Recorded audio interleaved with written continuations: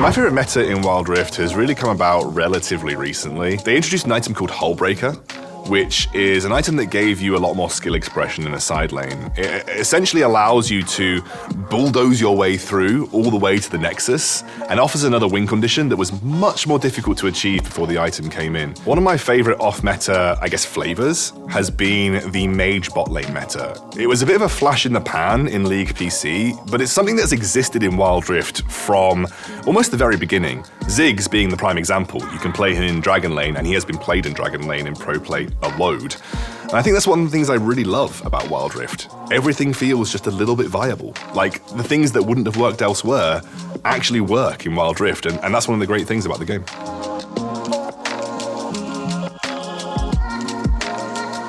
Two content creators that are really good friends of mine are Hell's Devil and Darkbreaker. They somehow mix this kind of informational style with something that's really, really fun to watch. And there is a load of really great content creators outside of the English language space. I just think it's great to see that all of these communities are there creating content daily for Wild Rift in a way that the community can enjoy.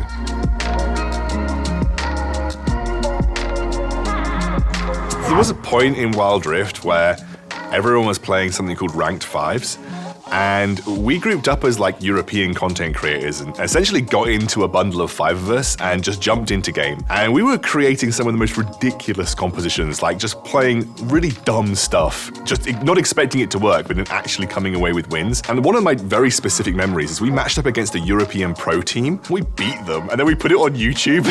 And then we put all of our faces on this big Lord of the Rings intro, and we beat this pro team, and it was honestly, we came out of that match just going did we just beat that team? That was definitely one of my favorite memories of Wild Rift, especially in the content creation scene.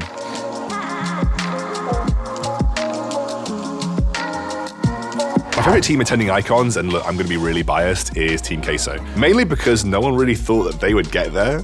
No one thought that they would be the team from Europe that would be representing us as the first seed, but they were. And I think that the fact they went from being a massive underdog in the WREC Championship to being the first seed, beating out the absolute clear favorite in the finals, was such an amazing story because it's not just the first time they did it. They did the same thing last year as well. I'm rooting for them, and they're also, definitely my favorite team attending.